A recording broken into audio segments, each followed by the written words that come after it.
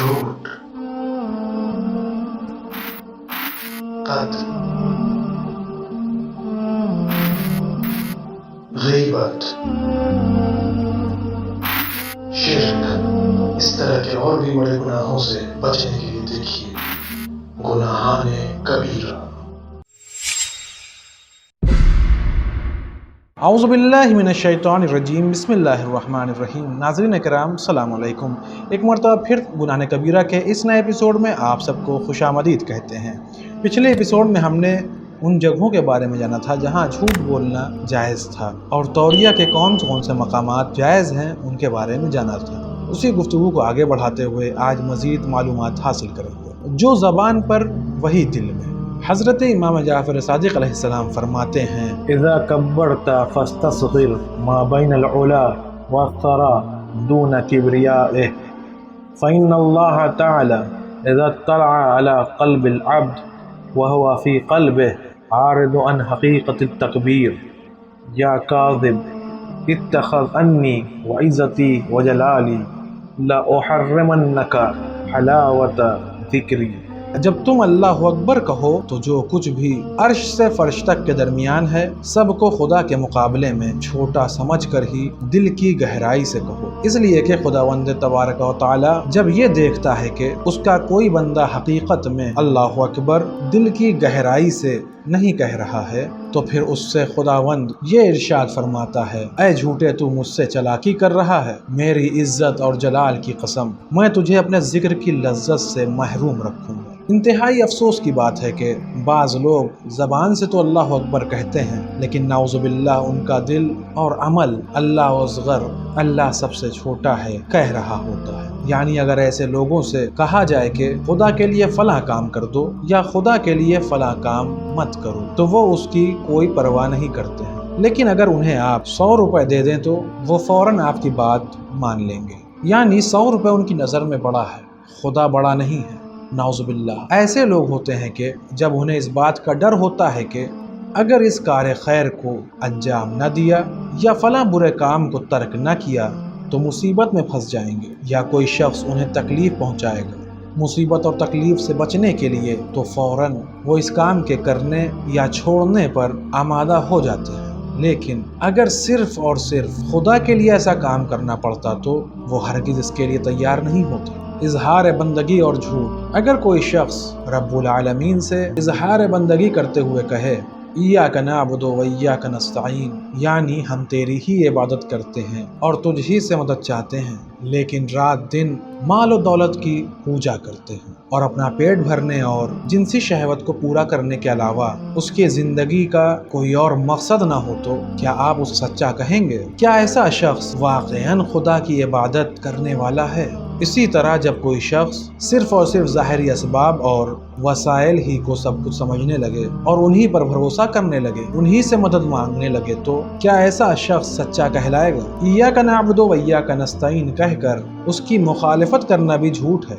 दुआओं में झूठ। दुआओं और मुनाजात में भी अक्सर औक़ात आदमी झूठा दावा कर बैठता है। मिसाल के तौर पर जब कोई शख्स ये कहे, रज़ईतु बिल्लाहि रब्बा, यानी मैं अपने परवरदिगार से राज़ी और खुश हूँ क्योंकि वो मेरी तरबियत और परवरिश करने वाला है, वही तमाम मखलूक़ात की परवरिश करता है, मैं उससे राज़ी हूँ। अब अगर कोई शख्स खुदा के फ़ैसले पर राज़ी न हो, उसकी क़ज़ा व क़दर को तस्लीम न करे, बल्कि जब उसकी अपनी मर्ज़ी के ख़िलाफ़ कोई काम वाक़े हो जाए तो गम व गुस्से के आलम में खुदा से शिकायतें करने लगे, उसकी शिकायत करने वाले जुमले इस बात के गवाह हैं कि वो झूठा है। इक़रार आइम्मा अलैहिस्सलाम और झूठ। इस तरह जब कोई शख्स कहे, व बि मुहम्मदिन नबिय्यन व बिल कुरान किताबन व बि अलीय्यिन इमामा, यानी मैं इससे खुश हूँ कि मोहम्मद सल्लल्लाहु अलैहि वसल्लम मेरे नबी हैं और कुरान मजीद मेरी किताब है, अली अलैहिस्सलाम मेरे इमाम हैं और ये सब मेरी हिदायत और रहनुमाई के लिए हैं।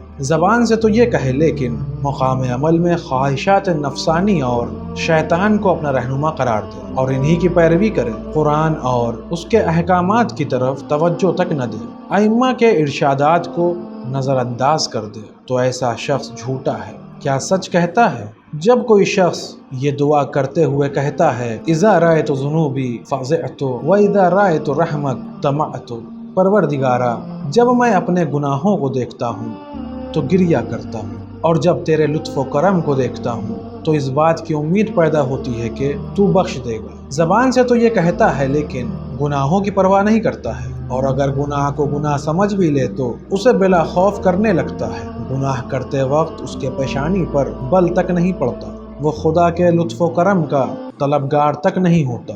کیا ایسا شخص سچ کہتا ہے؟ اس کا جھوٹ بالکل واضح نہیں۔ اس طرح جب کوئی شخص کہتا ہے کہ اب کی لخروج نفسی، یعنی میں جاکنی کے خوف سے رو رہا ہوں، قبر کے سوال و جواب کے خوف سے رو رہا ہوں، قیامت کے خوف سے رو رہا ہوں، حالانکہ وہ کسی ایسے خوف میں نہیں رو رہا، اس کا جھوٹ آشکار ہے۔ شاید ایسے ہی جھوٹ کی طرف امام زین العابدین علیہ السلام نے دعائے ابو حمزہ میں فرمایا ہے کہ او لعلک وجدتنی فی مقام الکاذبین فرفضتنی، خدا بندہ شاید تو نے مجھے جھوٹوں کے مقام پر پایا ہے، اسی لیے تو نے مجھ پر سے نظر رحمت ہٹا لی ہے اور مجھے میرے حال پر چھوڑ دیا ہے، یعنی میں نے اپنے خواہشات نفسانی کی پیروی کی ہے، مجھے نہیں معلوم کہ اب میں ہلاکت کی کون سی وادی میں جا گروں گا۔ امام علیہ السلام سے جھوٹ۔ امام علیہ السلام سے جھوٹ بولنے کی مثال یہ ہے کہ زیارت امام میں کہے آخذ بقولکم عامل بامرکم مطیع لکم، یعنی اے ائمہ معصومین علیہم السلام، میں آپ کے اقوال کو قبول اور آپ کے احکام پر عمل کرنے والا ہوں، آپ کی اطاعت کرنے والا ہوں۔ اب اگر کوئی ان کے ارشادات گرامی کو سنے اور ان پر عمل نہ کرے بلکہ